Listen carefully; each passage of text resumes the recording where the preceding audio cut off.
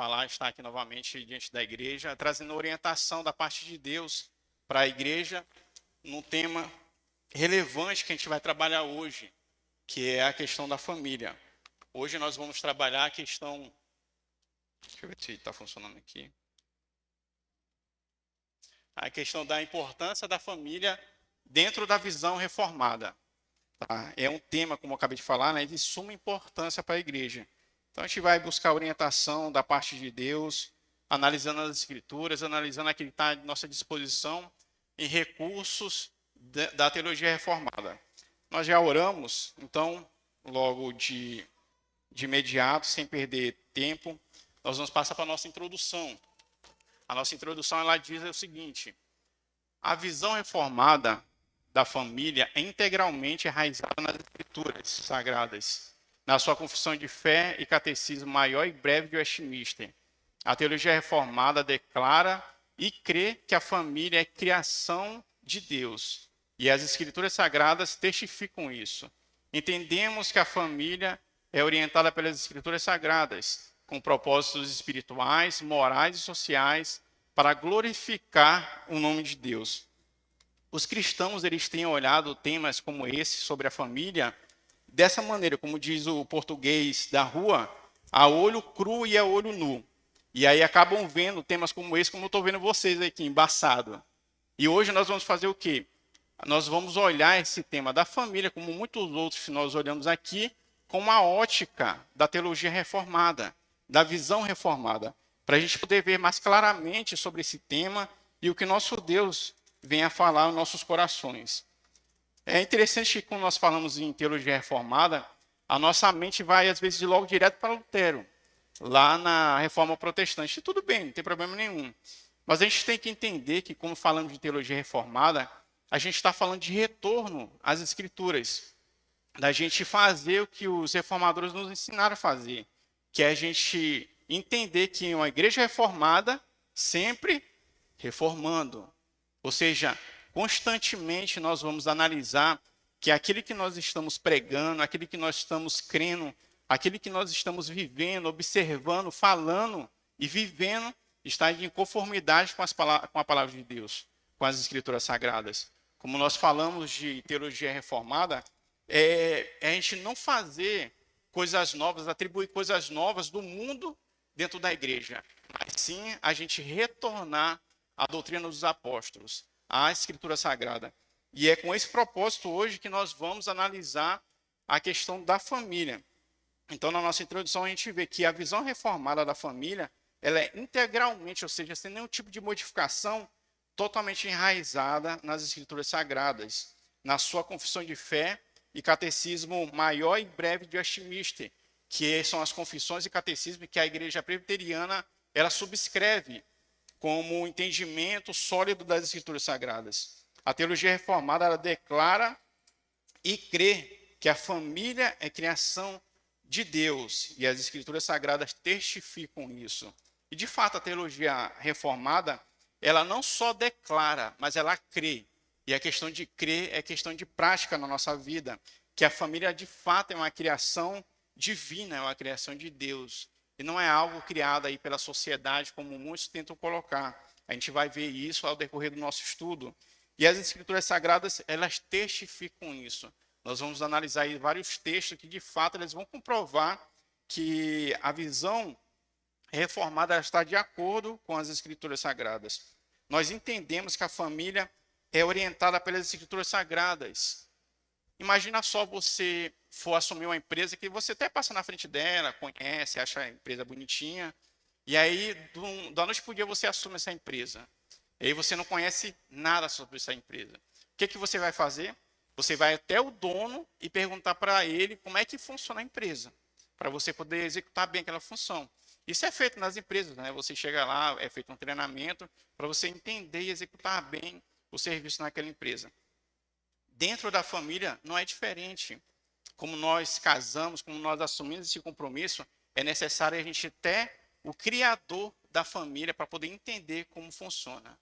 De outra maneira, a família, infelizmente, vai ser levada de qualquer forma e pode trazer muito prejuízo para você para as pessoas que estão ao seu redor e para a sociedade. Então, nós entendemos que a família é orientada pelas Escrituras Sagradas e ela tem propósitos tanto espirituais, propósitos morais e também sociais. E isso tudo para glorificar o nome do nosso Deus. E hoje a gente vai trabalhar aqui em 3 pontos que eu subjuguei importantíssimos como pilares para a gente poder realmente compreender o papel da criação da família, o papel, na verdade, de cada um membro da família e a gente trazer aí, de fato, uma conclusão daquilo que a família ela tem sido instalada dentro da igreja com propósitos pelo nosso Deus. Então, o primeiro tópico que nós vamos trabalhar é a questão da família, é uma criação de Deus. Mas, antes de tudo, meus irmãos, eu quero deixar claro para a amada igreja que aquele que quer fazer um comentário, quer colocar alguma opinião ou fazer alguma pergunta, tá? Fique bem à vontade. O nosso diácono de plantão vai estar levando o microfone até você, para você poder fazer um comentário, uma pergunta, se assim necessário você fazer dentro do nosso tempo. Então, o primeiro que nós vamos trabalhar é a questão da família, que é uma criação de Deus. Eu peço para você abrir a sua Bíblia em Gênesis, capítulo 2. Gênesis, capítulo 2.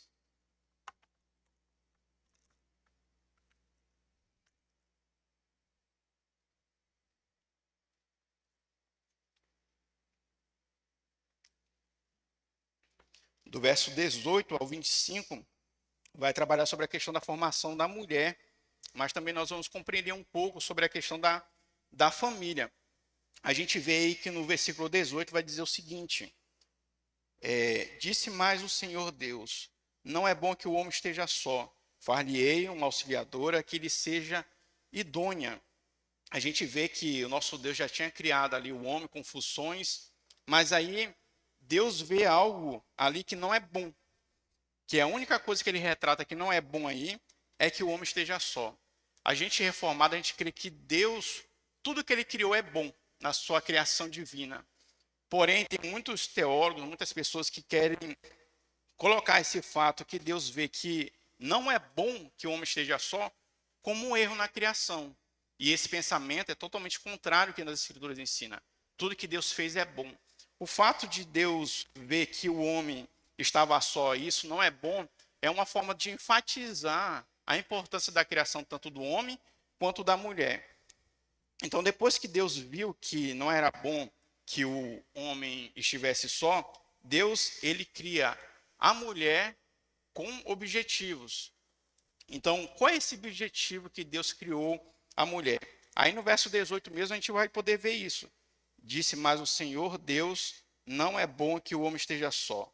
Far-lhe-ei uma auxiliadora que lhe seja idônea. O objetivo da criação da mulher, como no verso 18 claramente aí vai nos enfatizar, ela foi criada para ser auxiliadora do homem e também que lhe fosse idônea. Se nós vamos ver aí no dicionário português, idônea, no nosso dicionário significa que é algo ou alguém que é adequado, apropriado, conveniente ou moralmente correto para um determinado propósito ou função. Então a gente vê que o nosso Deus, ele cria a mulher com esse objetivo de ser auxiliadora. E não é qualquer coisa, é uma mulher que, como nós acabamos de ver, é alguém que é adequado para isso, alguém que é apropriado, conveniente e moralmente correto para essa determinada função. Então Deus cria essa mulher com esse objetivo. E Deus cria o homem e a mulher também com objetivos. E o objetivo aí, no caso, o homem e a mulher, eles foram criados com um objetivo, como falamos antes. Então a gente vê que não tem plano B na criação de Deus. Deus, ele cria, tudo que ele criou com propósitos. E ele criou o homem e a mulher com propósito. É importante a gente analisar aí, no caso, o verso 24, que ele vai dizer o seguinte, Gênesis capítulo 2, verso 24. Por isso deixa o homem pai e mãe e se une à sua mulher, tornando-se os dois uma só carne. De fato, é importante nós usarmos o termo para o qual Deus criou o homem e a mulher. E a gente vê aqui nesse verso 24 claramente que Deus criou o homem e a mulher para o casamento, para o matrimônio. E a gente vê isso. Por isso deixa o homem pai e mãe e se unirá à sua mulher, tornando-se uma só carne. E por que é importante a gente usar esse termo casamento? A palavra casamento, na sua etimologia, casar, significa casa, ou então cabana. E no seu sufixo mento, que faz a palavra casamento, significa um casamento, né? Significa casamento. Na sua evolução, ela vai se referir aí a uma união entre duas pessoas e a construção de um novo lar em conjunto. E de fato é isso que é o casamento. E como eu falei, a importância de a gente usar esse termo casamento é porque ele tem se perdido no meio da sociedade. A gente vê nas redes sociais, nas mídias, que as pessoas procuram usar dentro do matrimônio, chamar o outro de namorado, de parceiro, mas não é por causa só do momento, isso é constantemente. E a palavra casamento ela vai saindo de desuso. Isso a sociedade tem procurado implantar na mente dos cristãos e muitos deles, infelizmente, têm acabado aderindo a isso. E é isso, de fato, que é o casamento. Como vimos, é a união de um homem a uma mulher. O homem cortando o cordão umbilical dos pais e assumindo a total responsabilidade de ter a sua própria família. Sendo cabeça do seu lar, unindo com a sua esposa como só uma carne, como diz aí no verso 24, né? Então, nos versículos que nós vimos aí, as escrituras sagradas elas realmente deixam claro que a criação do homem e da mulher tem um propósito. E esse propósito é o casamento. E é um casamento que monogâmico, ou seja, somente entre duas pessoas. No verso 24 vai deixar isso claro. Tornando-se os dois uma só carne. O homem não se uniu com duas ou três ou quatro ou cinco mulheres, e nem a mulher se une com dois, três ou quatro homens, mas sim os dois uma só carne. Também mostra que o casamento ele é heterossexual, ou seja, entre sexos opostos. Ele vai dizer no verso 24 ainda, por isso, deixa o homem, pai e mãe, e se une a outro homem. Não, né? Vai se unir o quê? A sua mulher. Então, o propósito da criação do homem e da mulher, lógico que tem vários propósitos que Deus vai colocando, mas o fundamental é o casamento. E um casamento monogâmico. E também um casamento heterossexual, ou seja, entre homem e a mulher. Esse é o principal objetivo do casamento que o nosso Deus criou. Nós, analisando a nossa confissão de fé de Westminster, no capítulo 24, que fala da parte do matrimônio e do divórcio, vai dizer o seguinte: o casamento deve ser entre um homem e uma mulher. Ao homem não é lícito ter mais de uma esposa, nem a mulher mais de um marido ao mesmo tempo. E aí tem alguns textos que vão testificar isso, né, que vão comprovar de fato que o nosso catecismo ele está totalmente de acordo com as escrituras sagradas. E na verdade a gente acabou de ver isso já anteriormente, analisando os textos aqui que foi colocado à nossa disposição. Só que o casamento também teve a criação do homem e da mulher com o propósito do casamento, e o casamento tem propósito também. Entre eles, o que se destaca mais é a questão da fecundação. Então, o casamento, como eu acabei de falar, tem diversos propósitos bíblicos, entre os quais que de fato se destaca essa daí, a fecundação. Em Gênesis, aí, no capítulo 1, verso 28, somente a parte A, se você puder ver, está bem pertinho, vai dizer o seguinte: e Deus os abençoou e lhes disse: sede fecundos, multiplicai-vos, enchei a terra e sujeitai-a. Então, um dos propósitos também fundamentais do casamento é a fecundação, é ter filhos. E a gente também analisando o nosso catecismo de fé de Westminster, ainda no capítulo 24, que fala do matrimônio e do divórcio, está errado aí, na verdade é parte 2, tá? Tá 1 aí, mas é parte 2. Vai dizer justamente isso, né? O matrimônio foi ordenado para o auxílio mútuo de marido e esposa, para a propagação da raça humana por uma sucessão legítima e da igreja por uma semente santa e para evitar-se a impureza. Como eu falei antes, né, o casamento ele tem vários propósitos, como nós vimos aí nos textos bíblicos. Então, a nossa confissão de fé, ela vem explanar muito bem, melhor, esse contexto. Então, ele primeiro fala, o matrimônio foi ordenado para auxílio mútuo do marido e esposa, como a gente viu aí em Gênesis capítulo 18. A mulher foi criada para ser auxiliadora do homem. Mas também um homem, ele auxilia a sua esposa. A gente vai ver esse papel mais à frente. E aí ele vai continuar dizendo, para a propagação da raça humana por uma sucessão legítima e da igreja por uma semente santa, que é a parte que nós estamos trabalhando, que é a parte da fecundação. E é interessantíssimo a nossa confissão de fé colocar esse termo aqui e esse contexto, porque a gente vê que a igreja tem se perdido nessa questão. Então, atualmente a gente tem visto, na verdade eu vi uma igreja na Europa, ela celebrando seu último culto. E aí você vai ver o vídeo lá do último culto, você não vê nenhum jovem, nenhum adolescente e nenhuma criança. Então, é justamente a nossa confissão de fé. Não tem aí a propagação nem da raça humana e nem uma sucessão legítima e da igreja por uma semente santa. É necessário que, além da fecundação, que a gente possa instruir nossos filhos, as crianças das nossas igrejas, para que elas possam dar continuidade nesse trabalho que ficará. A gente passará, se assim Deus não voltar de imediato, mas é necessário a gente instruir o nosso jovem, os nossos adolescentes, nossas crianças, para elas serem sucessoras desse trabalho do nosso Deus.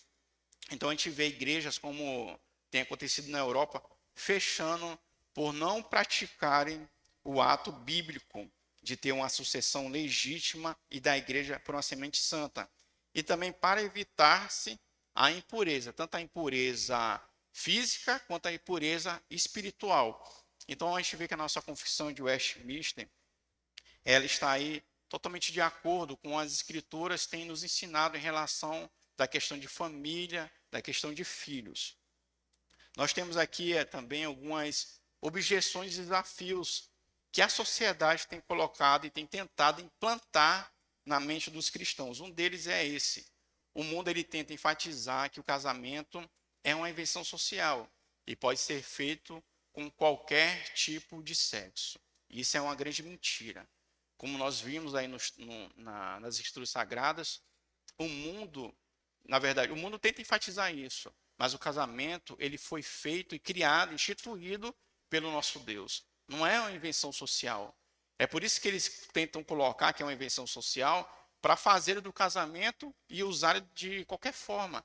Mas é uma criação de Deus. E ele não pode ser feito com qualquer tipo de sexo. Como nós vimos, o casamento ele é heterossexual.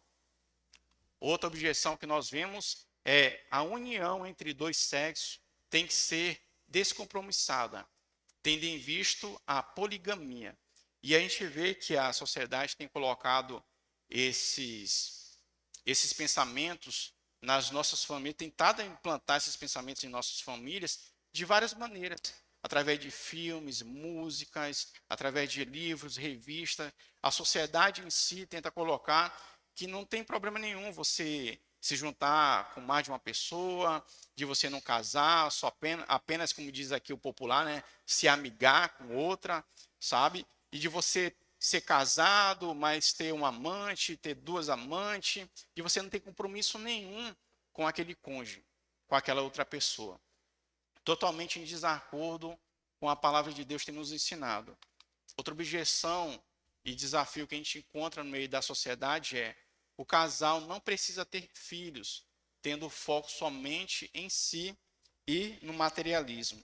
Esse também é um grande ponto hoje em dia que a sociedade tenta implantar, que o casamento ele não precisa ter filho. A gente vê na Europa hoje a diminuição da sociedade por não ter sucessores, não ter o casal não ter esse pensamento hoje em dia de ter filho. Por quê? Porque o filho atrapalha, porque o filho vai atrapalhar no desenvolvimento do trabalho, do casal. Então eles optam ou por ter um filho ou por ter nenhum. E isso vai muito mais além. Por quê? Porque a gente, microfone com o nosso irmão Marquinhos, ele vai fazer um comentário ou pergunta. Isso vai muito mais além. Por quê? Porque a gente vê que as pessoas, elas não querem ter esse trabalho de ter filhos, porque de fato eles acham que vão interromper a vida deles no seu processo aí do que eles querem. Então o que, que eles fazem? Eles optam por algo que seja mais fácil, digamos assim, de criar, ou seja, por um pet. E eles querem trocar, substituir a criação do filho por um pet. Por quê?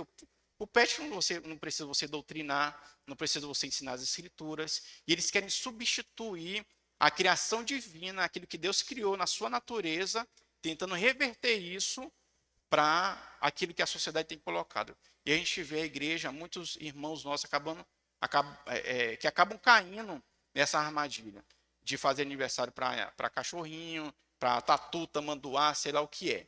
Qualquer tipo de bicho. E eles querem implantar isso dentro da família cristã. E isso é um grande erro. E a gente vê que a sociedade está em total declínio, meus irmãos, porque o cachorro, o animal de estimação que eles usam como filho, já está começando a dar trabalho também. E hoje a gente vê aí, né, o bebê reborn, né? Eu acho que é reborn, né? Reborn. Isso. Enfim, por quê? Porque é menos trabalho ainda. É menos ocupação ainda. A gente vê que de fato a sociedade está em decadência. Eu não duvido, meus irmãos, que tem pessoas que se dizem crente aí pelo Brasil afora já com essa atitude. E aqui eu já quero dar um adentro aqui, antes de passar a palavra para o nosso irmão Marquinho, que as autoridades já estão tomando aí, né, algumas medidas, né, fazendo algumas leis, alguns regimes, porque tem pessoas entrando no hospital com bebê, querendo atendimento, fila de preferência, enfim. Mas, irmãos, a gente vê tristemente crentes indo até a internet, fazendo polêmicas, discutindo sobre esse tema, ou estão com pessoas que aderem a esse tipo de comportamento. E, meu irmão, não perca tempo com isso. Você deve estar preocupado com crianças, de fato, dentro da nossa igreja, com pais e mães que, de fato, necessitam de ajuda. Você tem que dedicar seu tempo a isso, em oração, em procurar analisar como está a vida do irmão, no sentido de tentar ajudá-lo, se assim for necessário e disponível você fazê-lo. Marquinhos, pode falar, meu irmão. Que o irmão estava comentando, né? Essas situações. Aí eu lembrei de uma conversa que eu tive essa semana com os amigos, e dois deles são pastores, e aí eles estavam comentando, né? Nós todos estávamos falando sobre os desafios que a gente enfrenta hoje na igreja, com às vezes os jovens e coisas assim do tipo. E aí a gente estava fazendo um contraste como era antigamente, né? Aí ele estava falando que o pai dele, há muitos anos atrás, uns 50 anos atrás, tinha que lidar com uma comunidade no interior de, creio que era Minas ou a Bahia, alguma coisa assim, algum desses estados ali próximos, e ele tinha extrema dificuldade em convencer os membros da igreja, não em convencer por falta de doutrina ou de preparo, mas por causa que as pessoas não tinham impregnado na mente, né, como hoje em dia, que o porquê que era errado o marido trair a esposa. Tipo assim, era uma coisa complicada. Ele explicava assim: não, irmão, você tem que ser fiel somente à sua esposa. Aí ele olhava assim: como assim? Posso ir, ir ali, ficar com uma mulher, depois ir para outra, e depois eu volto para casa, tá tudo certo, não vou assumir nenhum compromisso. Naquela época era normal. Hoje em dia também, né, no mundão é normal, só que dentro da igreja já não é tão, não é aceito, né? Não é mais aceito. Então, aí eu fiquei pensando assim, cara, que coisa, né? Imagina isso, a gente tá dentro da igreja e tem um irmão que acha que é normal, entendeu? E aí eu fiquei pensando como às vezes a gente acha que é complicado as coisas que a gente vive, só que cada geração enfrenta um desafio diferente, né? Então acredito que pelo menos nesse quesito hoje em dia é algo bem mais acertado, né? Bem mais explícito. Ó. É assim e as pessoas conseguem entender, pelo menos dentro da igreja, né? E o irmão falou também sobre a questão das pessoas não quererem ter filhos e tal. Isso daí a gente se vê a gente já vê nos números, né? Já tem um declínio populacional acontecendo há muitos anos já. e se continuar do jeito que tá, daqui a uns anos não vai ter gente para substituir trabalhos, para fazer parte mesmo, adequar uma sociedade. Né? Tem países na Europa que eles oferecem isenção de impostos para quem tiver 3 ou mais filhos, ou coisas assim do tipo, pagam para a pessoa ter filho. Então, assim, o pessoal está desesperado para reverter isso, porque isso foi acontecendo por causa que, como o irmão bem disse, essa perda, né, dos valores, da questão de que filho é empecilho, eu preciso focar em mim mesmo e coisa assim do tipo. Então, enfim, queria só fazer esse adendo. E de fato é isso mesmo, né? A gente vê que tinha esses problemas, né, que eram encontrados antigamente, e parece que eles vêm só agravando, daí acrescentando outros aí, e a igreja tem tido bastante trabalho para poder tentar reverter esse pensamento. É por isso que a igreja presbiteriana, a gente não trabalha com a questão do sentimentalismo como doutrina. A gente vê muitas igrejas aí que colocam o sentimentalismo na hora do culto, na hora da pregação, para a pessoa sentir Deus ou algo do tipo assim. Mas o sentimento depois ele vai embora. E as convicções que veio junto com ele também vão.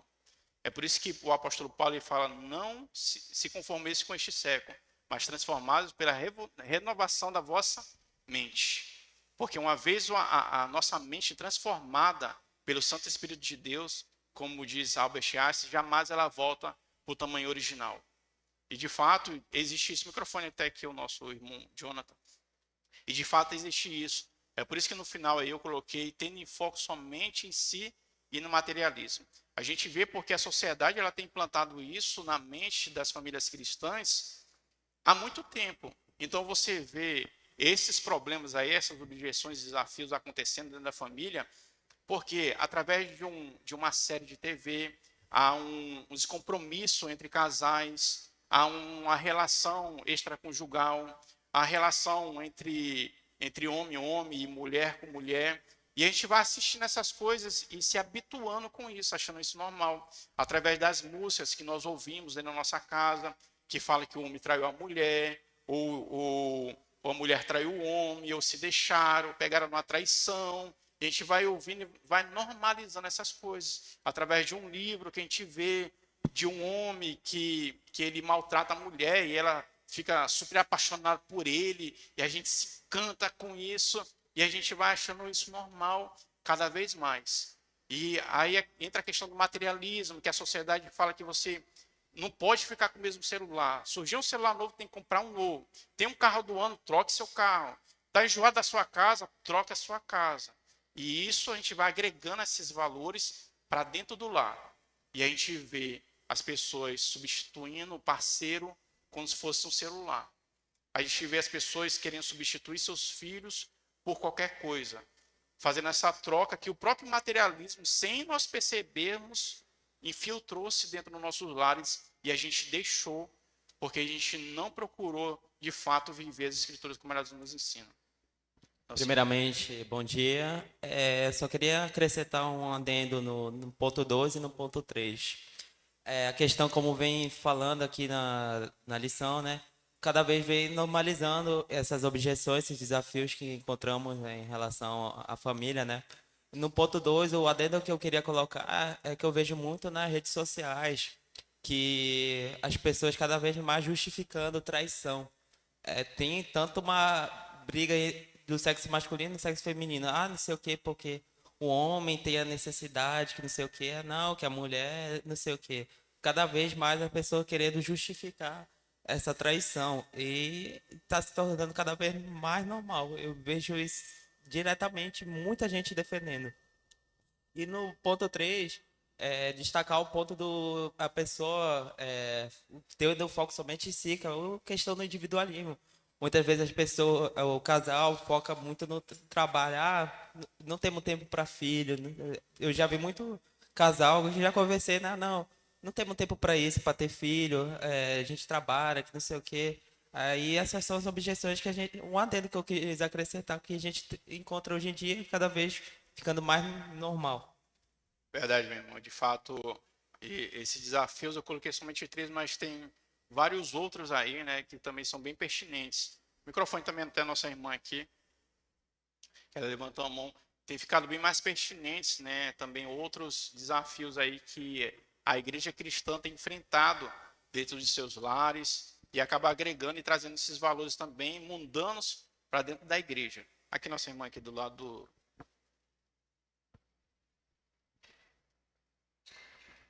Bom dia a todos. Eu quero fazer uma observação em relação a, como o pastor está falando, sobre as nossas crianças. Ontem mesmo estava conversando com meu esposo sobre isso. Nós temos um filho, hoje ele tem 22 anos. E quando nós íamos à igreja, meu filho já tinha por cerca de 5 anos, eu explicava ao meu filho antes de sair de casa, arrumava ele e dizia, nós estamos indo à igreja, você não vai levar brinquedo, lá você tem que sentar, vamos assistir a reunião, conversando. Então, eu doutrinava meu filho antes de sair de casa. E o meu filho hoje tem 22 anos e é um servo de Deus. Então, a gente já não vê mais isso hoje nas igrejas. Há igrejas onde você chega, as crianças estão correndo, estão gritando, os pais não falam, os pais não ensinam, não doutrinam os filhos. Então, o que acontece quando chega na adolescência, a criança ela não dá nenhuma ênfase mais para a religião, mais para nada. Ao contrário, e tive até crianças no banco da igreja com o celular, assistindo vídeos enquanto os pais estão assistindo ao culto. E é por isso, sim, que a igreja está, né, se desvirtuando, a nossa geração, a futura geração se perdendo. Verdade. É isso. Verdade. E esse ponto que a nossa irmã falou aí, esse comentário, obrigado, irmã, pelo comentário, ele vai muito agora de encontro com o nosso próximo ponto. Então, a gente vê que o nosso Deus, ele foi criador do homem e da mulher, com objetivos, com o objetivo do casamento. E a gente viu também que um dos objetivos aí primordiais do casamento é a fecundação. Mas aí dentro do casamento, cada indivíduo, tanto pai, quanto esposa, quanto filho também, eles têm seus papéis aí, que é o que nós vamos trabalhar agora. É a estrutura e papéis da família dentro da visão reformada. Então, o primeiro é o marido. O marido, né? As escrituras colocam o homem como cabeça da mulher ou do lar. Lidera a família, é o líder espiritual e o que traz sustento para o lar e tem a responsabilidade de criar os filhos nos caminhos do Senhor. A gente tem algumas atribuições em relação ao marido, eu coloquei somente algumas para a gente poder analisar conforme as escrituras sagradas aí nos orientam. O primeiro é amar a esposa. Abra sua Bíblia aí em Éfesos, capítulo 5, verso 25. É só para acordar o pessoal, tá? Está meio dormindo. É só uma tática. Não tem. Éfesos, capítulo 5, verso 25. Então, uma das atribuições do marido é amar a esposa. O texto vai dizer o seguinte: maridos, amai vossa mulher, como também Cristo amou a igreja, e assim mesmo se entregou por ela. Então, uma das atribuições que o marido tem é amar a sua mulher, amar a sua esposa. E é interessante que o apóstolo Paulo aqui, ele coloca um nível para a gente ter como parâmetro o mais alto possível, que é amar nossa esposa como Cristo amou a igreja. E aí coloca o nível também mais alto do que Cristo fez, que é dar a vida por ela. Então, isso não significa que você está andando na rua com a sua esposa, de mão dada, e vai falar assim, meu amor, eu te amo. Aí se joga na frente do carro e dá a vida por ela. Não tem nada a ver com isso, meu irmão.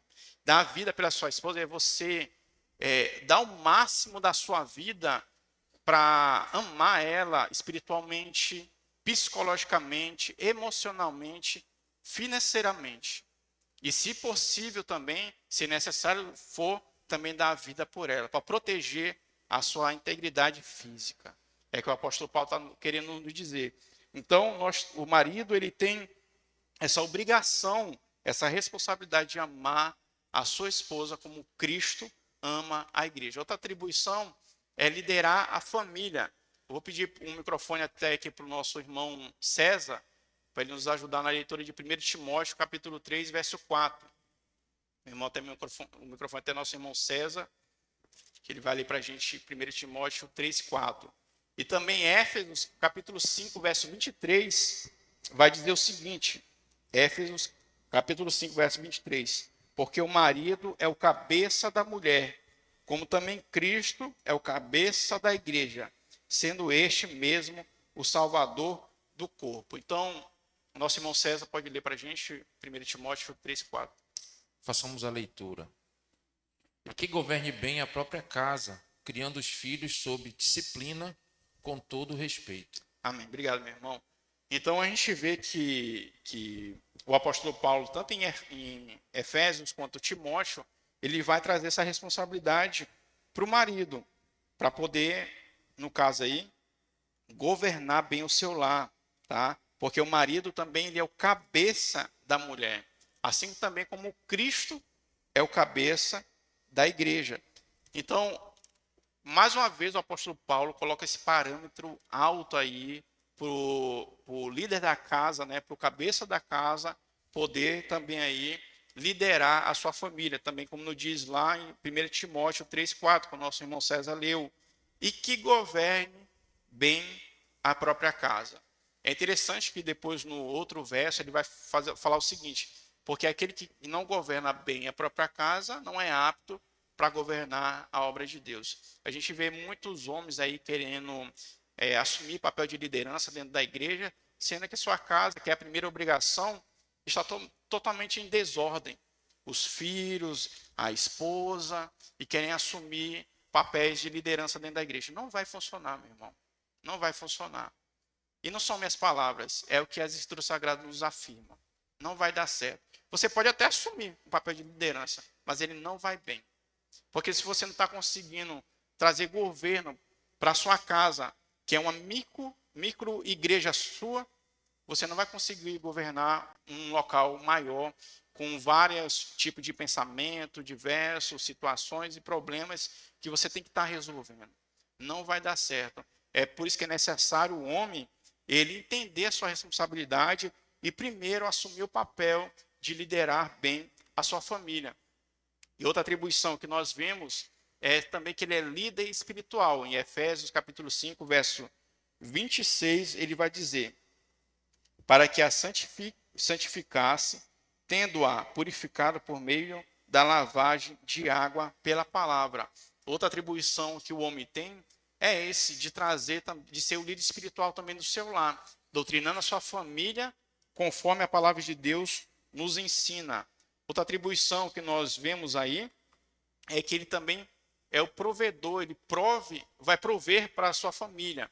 Em Efésios capítulo 5, verso 29, você pode ver junto comigo, vai dizer o seguinte, porque ninguém jamais odiou a própria carne, antes a alimenta e dela cuida, como também Cristo faz com a igreja. Cristo, ele sustenta a sua obra em tudo que ela precisa e necessita. Assim também um homem, ele tem que prover para o seu lar, porque se ele procura cuidar de si, e aí entra aquele parâmetro que a gente falou, né, que o homem tem que governar bem o lar. Não tem como a pessoa governar bem o lar, amar a sua família, se ele não se ama também. Então ninguém odiou a própria carne, antes a alimenta e dela cuida, como também Cristo faz com a igreja. Então a gente vê, o microfone até o presbítero Oswaldo, então a gente vê que um dos papéis também que o homem tem, assim como Cristo faz com a sua igreja, é também de trazer provisão, de sustentar o seu lar. Palavra com o nosso irmão. Também há uma questão importante a respeito dos homens, dos maridos, que às vezes o pai, ele é pai, ele não, mas não está presente. É aquele pai omisso, aquele pai ausente, que delega todos os assuntos, todas as questões para a esposa, a criação inteira dos filhos para a esposa, e não se manifesta diante deles. Então ele é totalmente ausente. Ele também está pecando por omissão. Está omitindo a condução da sua família com seus filhos. E isso tem demais, é muito presente na nossa sociedade. Então, parece que aquele pai aquele homem que casou, mas ainda tem o espírito da solteirice, né? Ainda quer ser solteiro, ainda quer estar ausente de casa. E isso é muito frequente nas escolas nós vemos isto com muita frequência, com muita intensidade. Então, o filho perde a referência de pai, do seu pai, e isso é ruim. E aí, mais tarde, esse homem vai querer ter aquele amor do filho, aquele respeito da esposa, aquela consideração, e não vai ter. E não vai poder ter essa colheita, né? De amar, de ser amado. Eu vou aproveitar e pedir para o presbítero Oswaldo, que está com o microfone, abrir aí em 1 Timóteo 3, verso 4. 1 Timóteo, verso 3, capítulo 3, perdão, verso 4. 1 Timóteo, capítulo 3, verso 4. Que vai falar também sobre a questão da criação, de criar os filhos. E que governe bem a própria casa, criando os filhos sob disciplina, com todo o respeito. Isso, foi o texto que também o nosso irmão César leu, que fala de governar bem o lar, e em seguida vai falar dessa atribuição e responsabilidade que o pai tem de criar os filhos sob disciplina, com todo o respeito. Também é uma das atribuições que o homem tem dentro do seu lar, com a sua família, essa responsabilidade de criar os seus filhos na disciplina, né, do Senhor, e com todo respeito, respeitando os filhos e também ensinando eles a respeitar conforme as Escrituras nos ensinam. Algumas objeções que nós encontramos e desafios que a sociedade tenta colocar dentro do papel do pai são, eu destaquei 3 aqui. O primeiro é: o marido é visto como um figurante dentro do casamento, sem papel e função alguma. Então a sociedade tenta colocar que o marido ele não tem função nenhuma. A função dele aí não vai cooperar para o lar, não vai cooperar para a família, e ele acaba se tornando apenas um figurante. Outro é: a única obrigação do marido é colocar comida em casa. E a gente vê muito isso acontecendo. O marido trabalha, chega em casa, olha, está aqui o salário, agora é contigo. Te vira.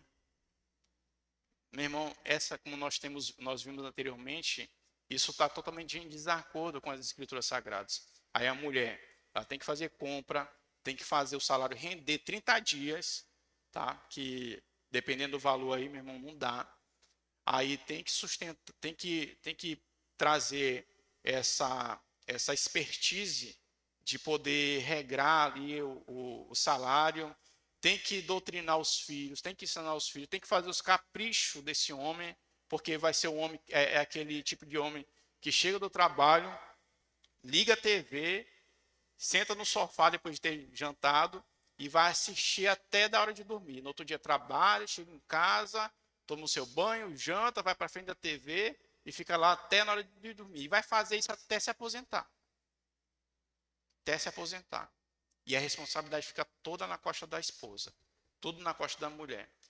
E aí o presbítero Santos, o microfone para ele, e aí é aberta uma ferida dentro do lar, dentro da família, que a mulher tem que estar soprando, mas uma hora que vai acabar o fôlego. E a ferida vai ficar exposta aí com um grande prejuízo para a família inteira. Presbítero? Meus irmãos, bom dia a todos.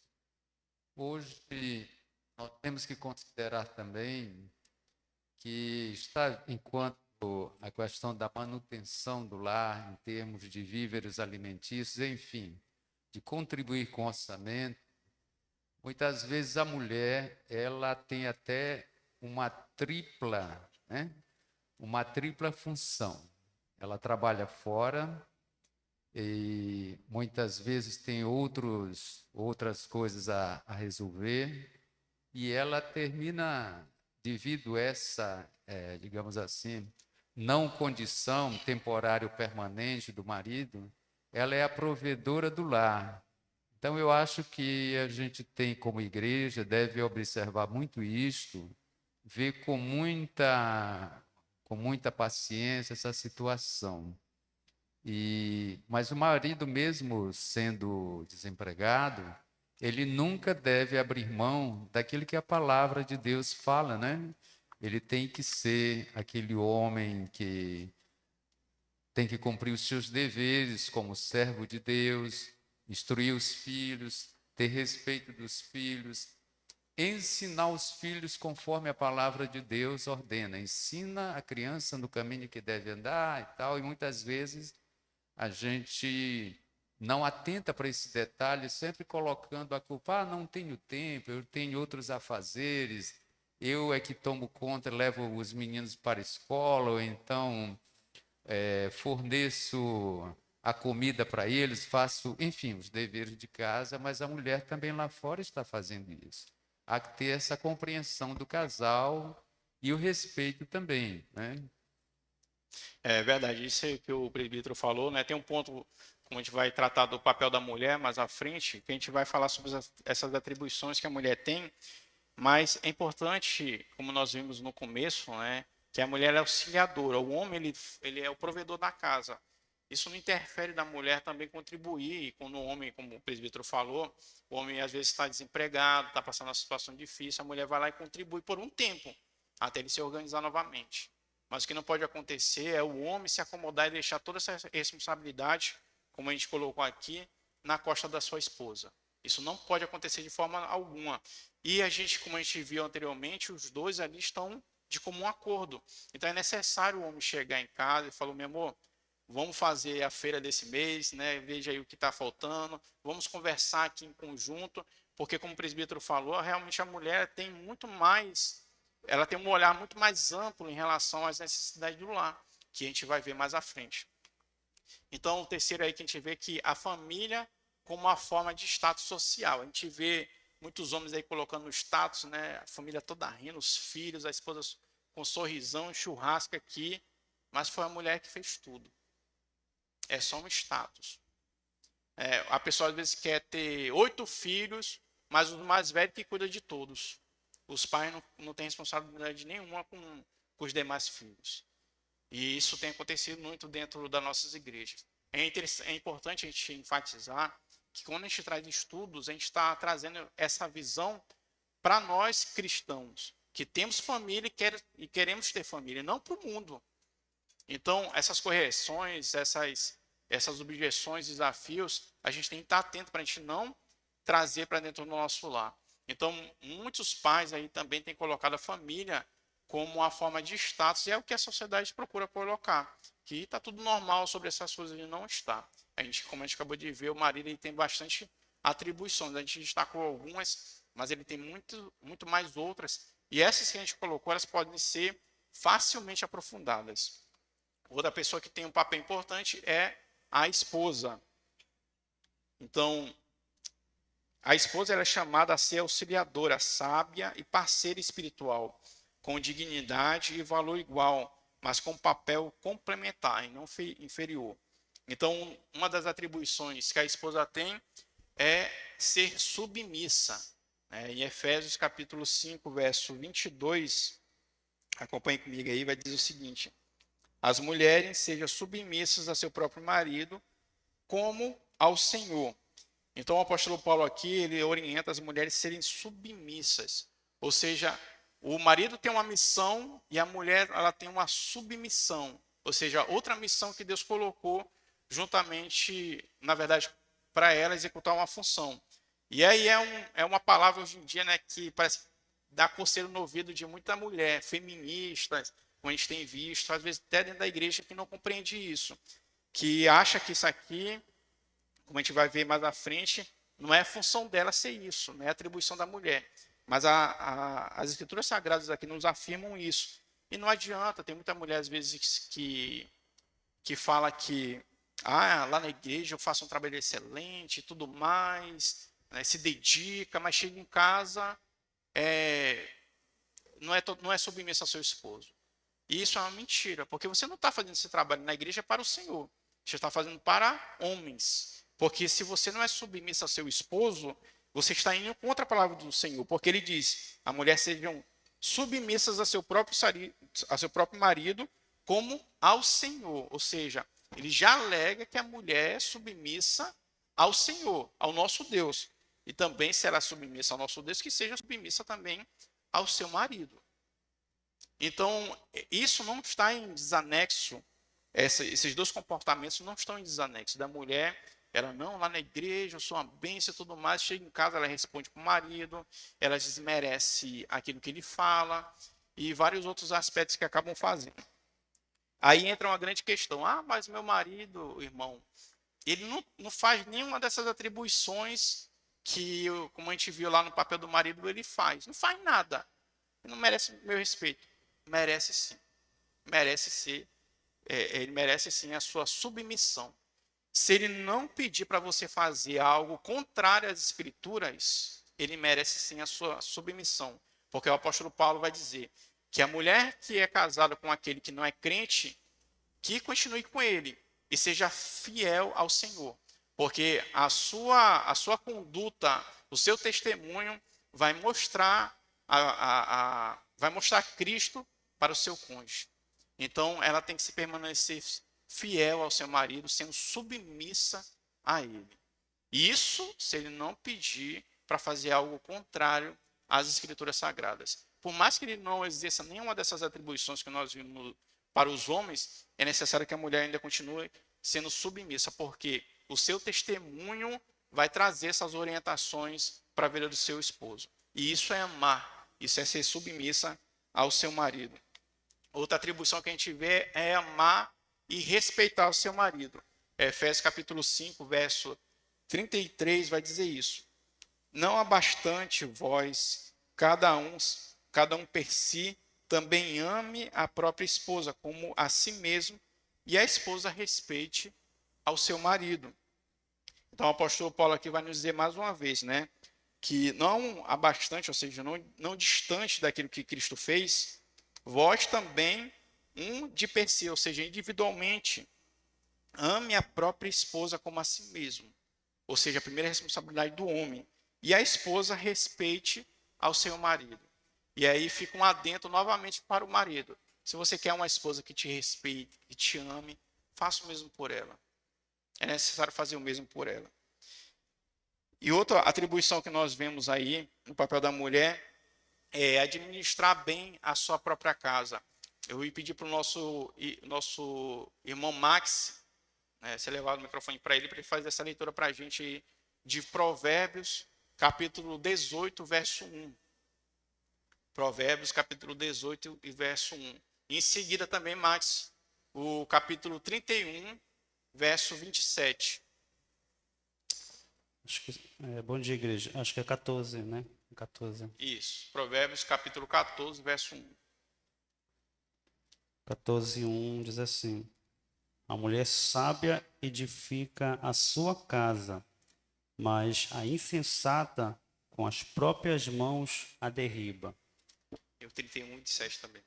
31, 27. 31, 27 diz assim: atende ao bom andamento da sua casa e não come o pão da preguiça. Obrigado, meu irmão. Então a gente vê que a parte administrativa de zelar pela casa, a mulher também tem essa atribuição, como a gente viu aí em Provérbios, o nosso irmão acabou de ler, que a mulher sabe edifica a sua casa, ou seja, ela levanta a sua casa. Mas para isso acontecer é necessário ter ali, como a gente fala, né, um alicerce, né? E esse alicerce aí é feito pelo homem. Não tem como a mulher ela edificar a sua casa se o engenheiro, digamos assim, da obra não chegar e passar as atribuições que ela tem que fazer e executar. Na verdade, se um mestre de obra for tentar fazer pela cabeça dele e não tem esse conhecimento, ele vai fazer de qualquer forma. Se não chegar em um especialista, um engenheiro, um mestre de obra para poder falar como tem que ser feito, essa obra vai ser construída de qualquer forma, como eu acabei de falar. Tá? Então é necessário que o homem realmente ele faça toda esse pilar, essa estrutura para a mulher edificar a sua casa. Porque, como vai dizer, né, a insensata, né, com as próprias mãos a derriba. E aí em Provérbios 31, 27 vai falar que ela atende ao bom andamento da sua casa e não come o pão da preguiça. A mulher também, né, ela, como administradora do seu lar, ela atende bem ao bom andamento da sua casa. Ela também tem outra atribuição, que é trabalhar. A questão de trabalhar, que o presbítero Santos até comentou, né? Eu vou pedir para o nosso irmão Jonas está lá no cantinho, poder ler para a gente aí Provérbios 31, 15 e 16. Provérbios 31, 15 e 16.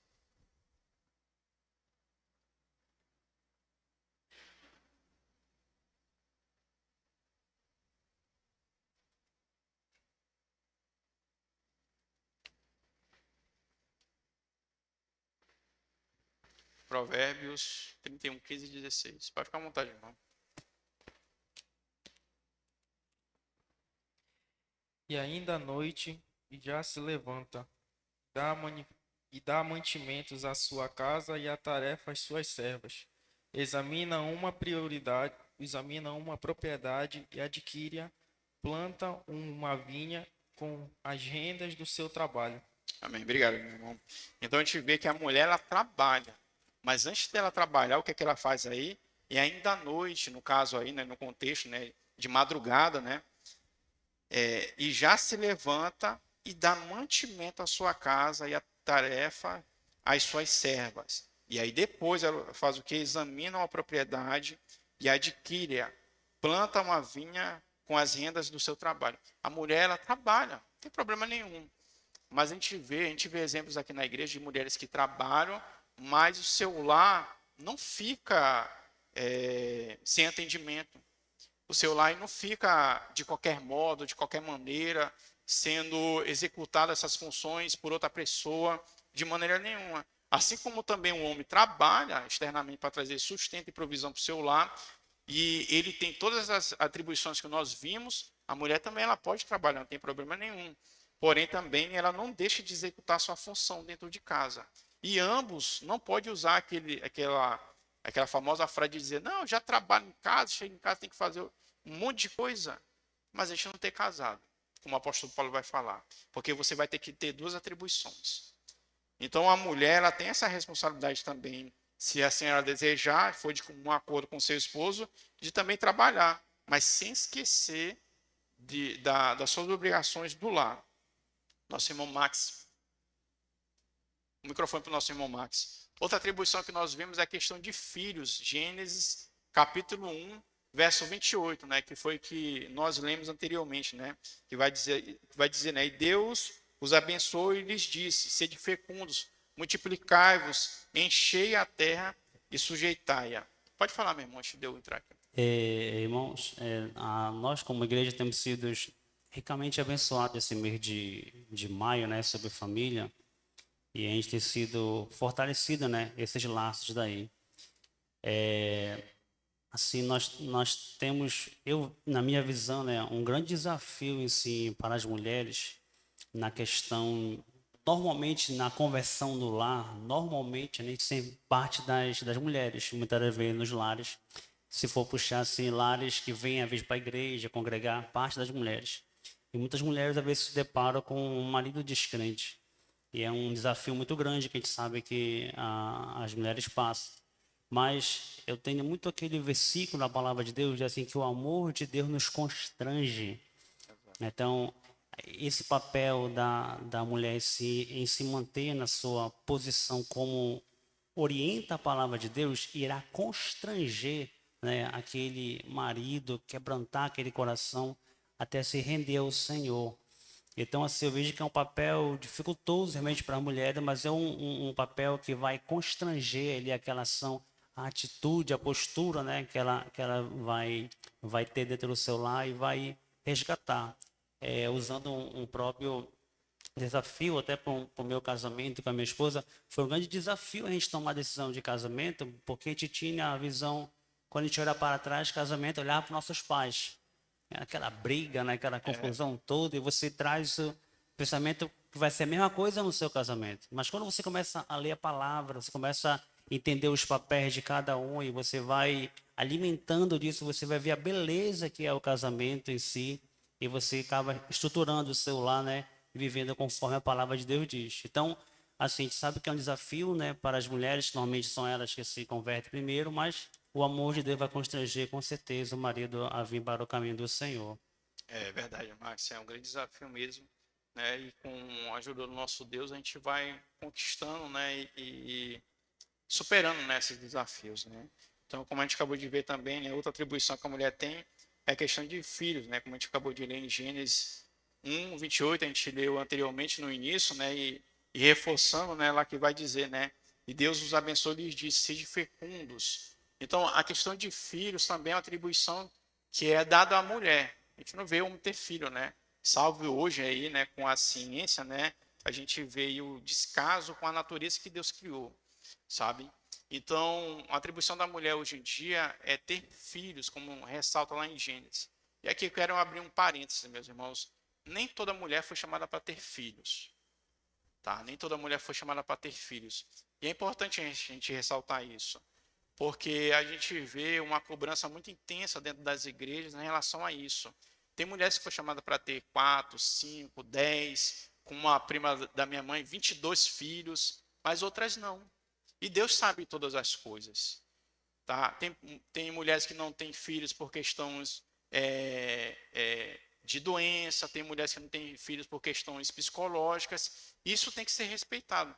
Se isso te incomoda, é necessário que você ore por essa pessoa e tudo mais, mas Deus sabe da vida de cada um, né? E Deus, com sua infinita sabedoria, vai atribuir cada um aquilo que ele vai designar, tá? Então, a questão de ter filhos é uma atribuição das mulheres, mas nem toda mulher foi chamada para ter filhos. E não tem problema nenhum em relação a isso aí, tá bom? Então, lá em Gênesis, vai enfatizar essa questão, né, da mulher ter também essa atribuição de ter filhos, tá? Algumas objeções e desafios que nós encontramos em relação à questão dos papéis das mulheres, eu coloquei, destaquei 3. Primeiro é pensar que ser submissa é ser tola. E não tem nada a ver. O feminismo ele tem tentado colocar, e na verdade tem colocado na mente de muitas mulheres que ser submissa é ser tola.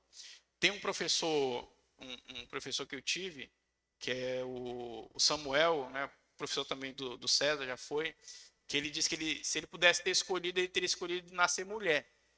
Porque a responsabilidade do homem é muito grande. E de fato é. Teve uma cientista mulher que ela fez um experimento de tirar um ano para assumir o papel do homem em trabalho, em tudo que ela podia fazer, todas as atribuições. Quando deu 6 meses de pesquisa, ela teve que interromper essa pesquisa porque ela não aguentava mais, porque ela via muita competição, muito trabalho mental, muita cobrança mental no homem, e ela teve que interromper, e ela foi internada, ela passou por um tratamento psicológico, no final das contas ela acabou cometendo suicídio. Então, o homem ele tem grandes desafios, a mulher também. Só que você tem que entender que ser submissa não é ser tola, como o mundo coloca. Tem uma frase muito, muito bonita, eu não coloquei aqui, que é do pastor presbiteriano, Matt Harry, que ele vai dizer que a mulher não foi feita da cabeça do homem para estar acima dele, e nem feita também dos pés para ser pisada por ele, mas foi feita da costela, para ficar ao lado dele, e também feita de perto do coração para ser amada por ele. E de fato ser submissa é entender isso, entender seu valor e seu posicionamento dentro do casamento, sem procurar colocar essas atribuições que o mundo tenta colocar. Outro desafio que a gente vê é que o casamento é um atraso em sua vida. Não, Maria só vai me atrasar, só vai me perturbar minha cabeça, e isso, aquilo outro. Isso é uma grande mentira. É por isso que a gente viu lá no nosso catecismo de fé que a igreja tem que dar continuidade numa semente santa. É por isso que o nosso Senhor Jesus, ele condena e orienta os cristãos não ter o jugo desigual, que é um casamento com um não crente. Porque é muito difícil. Eu sei que tem muito aquela ideia, falando, não, eu vou namorar com ele, ele não é crente, ele gosta do brega, ele toma só uma cervejinha, mas vou trazer ele para a igreja. Meu irmão, não cai nessa cilada. A gente tem exemplos de homens que se converteram, e mulheres também, eu conheço alguns, sabe? Mas não tente ao Senhor. Não tente ao Senhor. Procure casar com um servo de Deus, e não só aquele que fala assim, ó, sou crente. Tá, você é crente, mas como é que é? O que você pensa sobre casamento? O que você entende como papel do homem? O que você pensa sobre o seu futuro? Porque o jugo desigual, você casar com uma pessoa não crente é difícil, porque a mulher, como ela precisa, como a gente está falando agora da mulher, a mulher, se ela estiver passando um momento difícil dentro do casamento, e ela precisar que seu marido ore junto com ela não vai ter isso, porque ele não vai compreender. Ela vai vir para a igreja sozinha, enquanto seu marido fica em casa. E Satanás é muito sagaz, porque depois de um tempo, ele vai começar a colocar na mente do homem alguns comentários que são inadequados. E aí, já está dando dinheiro para o teu pastor, agora só quer estar na igreja, não quer mais estar aqui em casa, né? E as conversinhas vão surgindo, vai desanimando o coração da esposa. Então é necessário que o cristão ele procure casar de fato com o servo de Deus, para que esse pensamento de fato não invada as famílias cristãs. Outra objeção que a gente vê é que filhos são um fardo. Filho é fardo, eu não quero não e tudo mais. Uma coisa que a gente comentou, meus irmãos, é a mulher ser estéril, né? Ou o homem também não poder ter filhos, ou por uma questão psicológica ou social, enfim. Outra coisa é a mulher ter todas as condições para ter filho e não querer ter. Tá? Isso é pecado contra Deus, porque Deus não criou a mulher que tem essa possibilidade com esse intuito. Isso é egoísmo da parte da pessoa. Tá? Então, filhos não são fardo, eles são herança do Senhor. Eles são a herança do Senhor. Então, outro papel importante que nós vemos dentro do lar é o papel dos pais em conjunto. Então, os pais têm o dever de ensinar a palavra de Deus continuamente aos seus filhos. A gente vai ver dois textos. Perdão, deixa eu voltar aqui. Então, eu acho que eu tirei aqui os textos. A gente tem dois textos que a gente vai ver, que um está em Deuteronômio, capítulo 6, versos 6 ao 7, que vai dizer o seguinte: estas palavras que hoje te ordeno estarão no teu coração. Tu as inculcarás a teus filhos, e delas falarás assentado à tua mesa e andando pelo caminho, e ao deitar-te e ao levantar-te. Ou seja, continuamente os pais têm o dever de estar ensinando a palavra de Deus aos filhos. Em Salmo 78, verso 3 e 4 também vai dizer: o que ouvimos e aprendemos e o que nos contaram nossos pais, não encobriremos a seus filhos. Contaremos à vindoura geração os louvores do Senhor e o seu poder e as maravilhas que fez. Então, continuamente, os pais têm esse dever de estar ensinando a palavra de Deus para os seus filhos. A gente vê no nosso catecismo maior de Westminster a pergunta 29, que vai falar: o que é exigido dos superiores para com seus inferiores? Resposta: exige dos seus superiores, conforme o poder que recebem de Deus e a posição em que se acham colocados, que amem os seus inferiores, que orem por eles e os que abençoem, que os instruam, aconselhem e admoestem, aprovando, animando e recompensando os que fazem o bem, e reprovando, repreendendo e castigando os que fazem o mal, protegendo-os e provendo-lhes tudo o que é necessário para a alma e para o corpo, e que, por um procedimento grave, prudente, santo e exemplar, glorifiquem a Deus, honrem a si mesmos e, assim, preservem a autoridade com que Deus vos revestiu. Tem pais que, hoje em dia, eles querem tirar essa atribuição que Deus colocou a eles, como vai falar aí, né?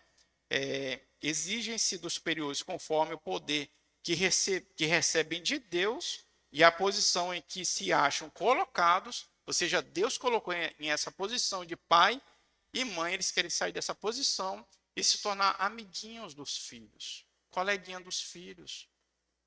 E aí os filhos fazem o que quiser. É o filho que manda na TV da casa, é o filho que manda nos horários da casa, é os filhos que mandam nos pais. Por quê? Porque esqueceram dessa autoridade que Deus revestiu a eles para se tornar amiguinho dos filhos. E acabam perdendo todas essas atribuições que é colocada aí, que nosso catecismo maior de Westminster coloca. E as referências bíblicas aí vão testificar que o nosso catecismo está de acordo com a palavra de Deus. Interessante que o a pergunta 130, ela vai falar do pecado que é atribuído para os superiores que não fazem isso. E se você tiver um tempo depois na sua casa, você vê, de fato, você vai temer um pouco e pensar e refletir, realmente, se caso você não estiver fazendo isso, em procurar fazer isso no sentido de glorificar ao nome de Deus. O culto doméstico, meus irmãos, é algo que os pais eles têm que inserir dentro do lar, sempre pensando na edificação da sua família, sempre pensando em trazer a glória de Deus para dentro do seu lar. O culto doméstico sempre é de suma importância. Eu coloquei uma citação aqui do Joy Bick, do livro Adoração no Lar, do ano de 2012, na página 64 e a página 65, que vai dizer o seguinte: não conhecemos a vontade secreta de Deus, mas sabemos que ele se compromete a usar os meios. Somos chamados a trabalhar na esperança de que, fazendo um uso diligente do meio no culto doméstico, nossos filhos não se esqueçam das obras de Deus. Por outro lado, se deixarmos os nossos filhos entregues a si mesmos, as Escrituras nos dizem que eles nos envergonharão. O pensamento de ter crianças passando a eternidade no inferno deve ser esmagador para qualquer pai temente a Deus. Pais, usem todos os meios para que seus filhos sejam arrebatados do fogo abrasador. Orem por eles, ensinem-os, cantem com eles, chorem por eles, admoestem-nos, roguem por eles e pelo seu batismo. Lembre-se de que a cada culto doméstico vocês estão conduzindo seus filhos à presença do Altíssimo. Busquem graça para trazer a bênção do Deus Todo-Poderoso para a sua casa. O culto doméstico, de fato, ele é necessário. Mas não só necessário fazer dentro de casa. O culto doméstico é necessário nós fazermos e praticarmos aquilo que nós aprendemos, senão, como o Tiago disse, será infrutífero. No nosso catecismo de fé de Westminster e suas confissões, não tem um texto exato que fala sobre isso. Mas os pais que estavam reunidos ali na abadia de Westminster, eles redigiram ali um documento que ele é chamado de, coloquei aqui para a gente poder analisar, ele é chamado de Diretório para o Culto Público de Deus. Ele foi redigido ali no ano de 1647 pelos pais. E ali eles fortemente incentivam o culto doméstico em leituras bíblicas, louvores, em doutrina e orações juntamente com sua família. A família ela é considerada a primeira igreja, o primeiro campo de discipulado. O culto doméstico, como a gente falou, a leitura bíblica, oração e louvor em casa, é um requisito dentro da visão reformada para a família. Ele não pode ser negligenciado. A gente vê muita família hoje em dia, na verdade, muitas igrejas hoje em dia desordenadas, porque a família cristã também está em desordem. Outra atribuição e papel que a gente vê é a questão do filho, tá? Eu não coloquei aí, mas os filhos, eles são vistos como herança do Senhor. Como diz lá em Salmos 127, verso 3, e devem ser criados na disciplina e na admoestação do Senhor. Em Efésios 6,4 vai dizer sobre isso. Na ótica reformada, os filhos são sementes santas. No livro do profeta Esdras vai dizer, no capítulo 9, verso 2, dos quais têm obrigações e responsabilidades. Os filhos também têm obrigações e responsabilidades dentro do lar. Um deles é honrar os seus pais. Em Êxodo capítulo 20, verso 12, que é uma dos 10 mandamentos, vai dizer o quê? Honra teu pai e a tua mãe. Então, honrar os pais é uma das obrigações que os filhos também têm. Também a obediência. Eu vou pedir para o nosso irmão, o presbítero Oswaldo, poder ler para a gente Colossenses capítulo 3, verso 20. Colossenses capítulo 3, verso 20. Mas também Provérbios capítulo 1, verso 8 vai dizer o seguinte: filho meu, ouve o ensino de teu pai e não deixes a instrução de tua mãe. E o presbítero Oswaldo vai ler para a gente, né, Colossenses capítulo 3, verso 20.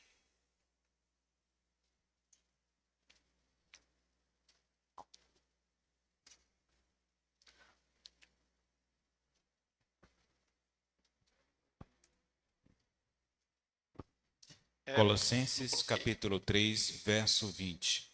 Filhos, em tudo obedecei a vossos pais, pois fazê-lo é grato diante do Senhor.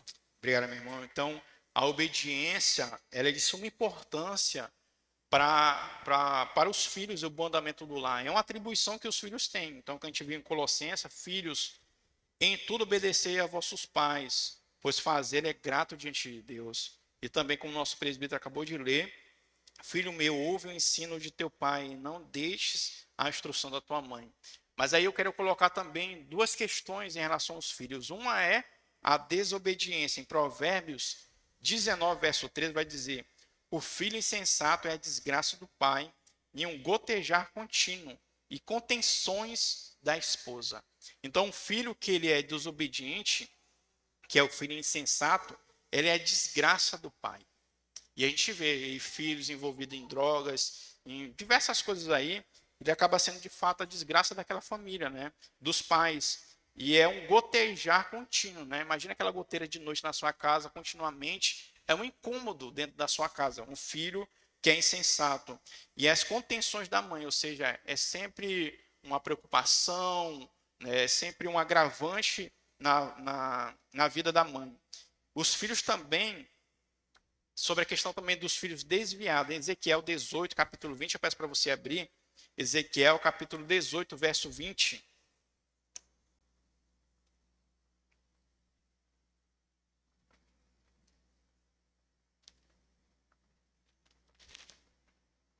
Ezequiel capítulo 18, verso 20. Vai dizer assim a palavra: a alma que pecar, essa morrerá. O filho não levará a iniquidade do pai, nem o pai a iniquidade do filho. A justiça do justo ficará sobre ele, e a perseveridade do perverso cairá sobre ele.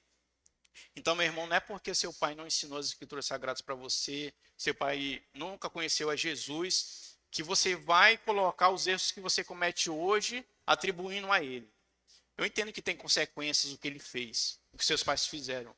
Mas você não pode, de maneira alguma, atribuir as coisas que você faz hoje àquilo que seus pais fizeram antigamente. Porque a alma que pecar, essa morrerá. O filho não levará a iniquidade do pai. E a iniquidade do filho. A justiça do justo ficará sobre ele. E a perseveridade do perverso cairá sobre ele. Nós temos que entender que nós somos responsáveis pelas nossas atitudes, pelos pecados que cometemos diante de Deus. Então, quando o filho se desvia dos caminhos do Senhor, isso é uma coisa que é importante a gente falar para os pais. Que a gente vê muitos pais aí amargurados e preocupados porque os filhos desviaram do caminho do Senhor. Eu ensinei a ele a palavra, instruí e tudo mais, ele se desviou.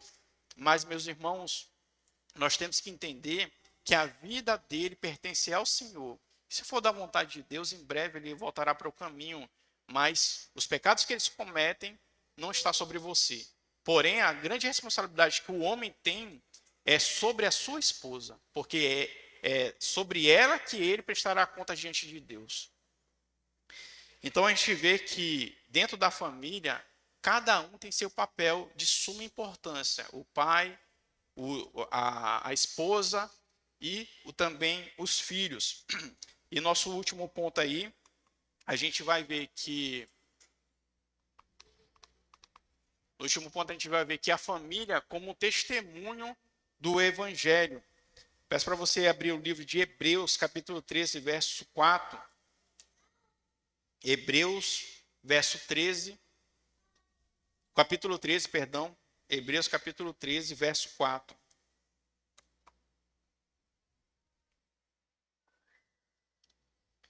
Assim diz a palavra do nosso Deus: digno de honra entre todos seja o matrimônio, bem como o leito sem mácula, porque Deus julgará os impuros e adúlteros. O casamento, como nós vimos, é entre o homem e a mulher, e é totalmente diferente do amor apresentado pelo mundo, como a gente também tem acompanhado, onde se diz ser válido toda forma de amor, onde ensina que não tem problema nenhum em somente se juntar sem se casar. Está tudo certo, todo mundo está fazendo, então vou fazer também.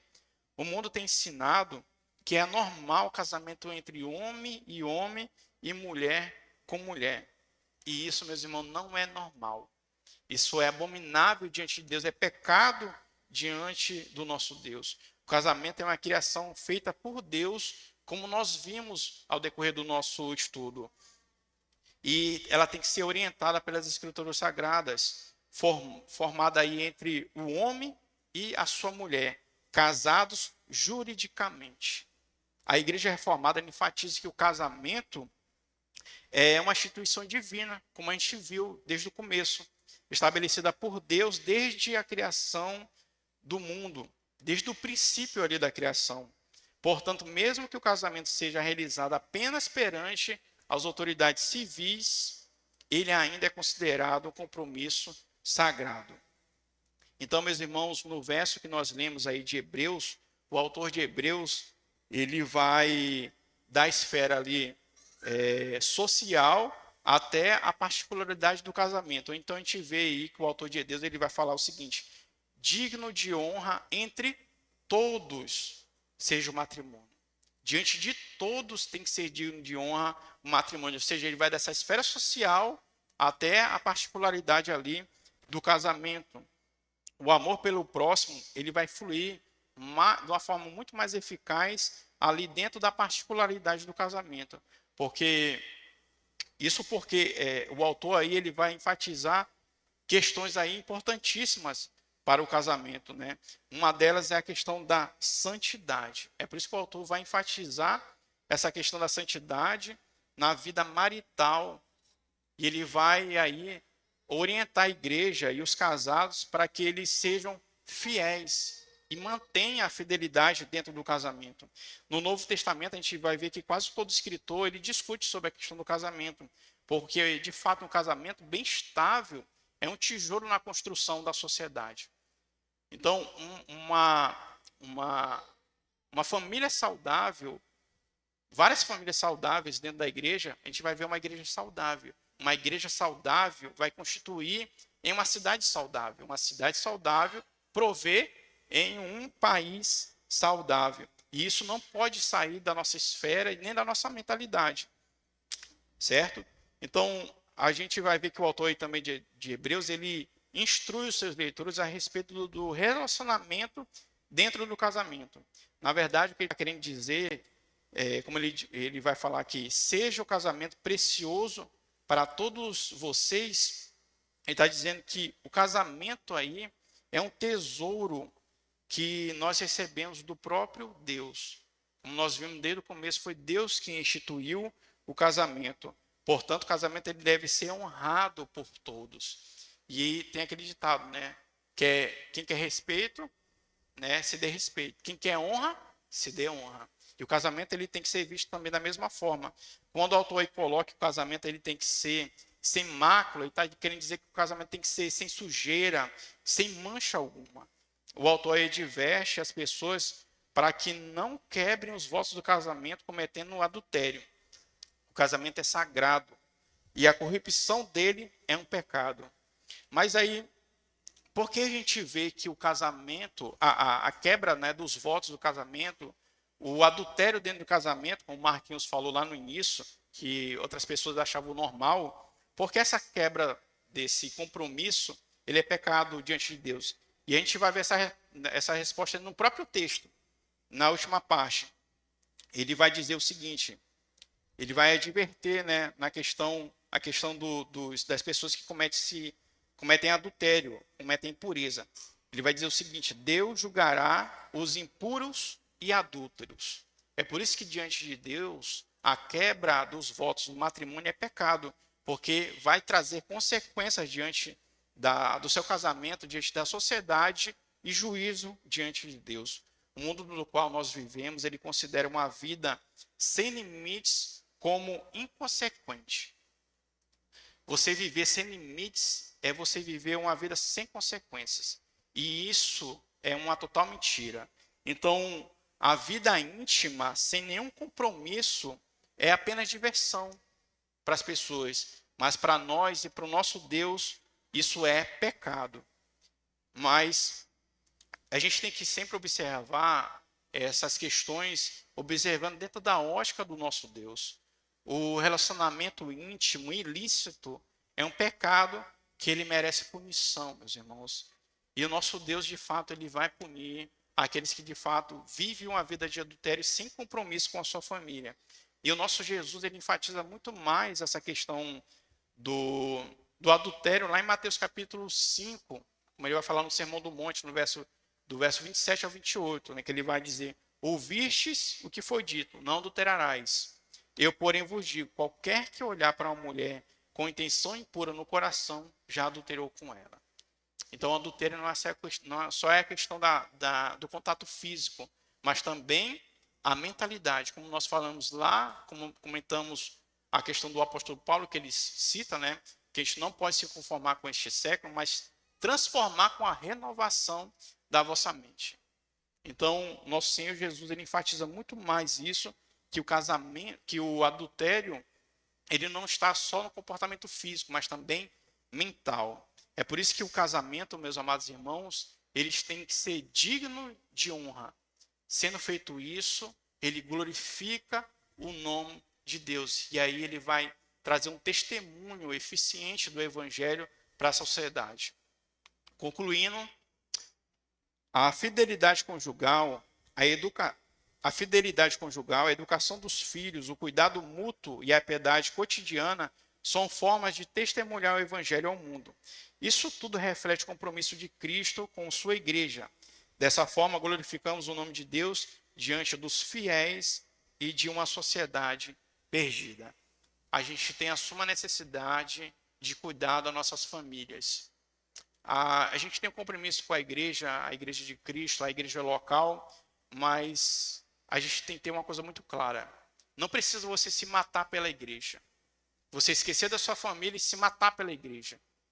Porque esse não é seu compromisso. Seu compromisso é de dar a vida pela sua família. Já teve uma pessoa que deu a vida pela igreja e foi o nosso Senhor Jesus Cristo. Então, o seu primeiro compromisso é com a sua família.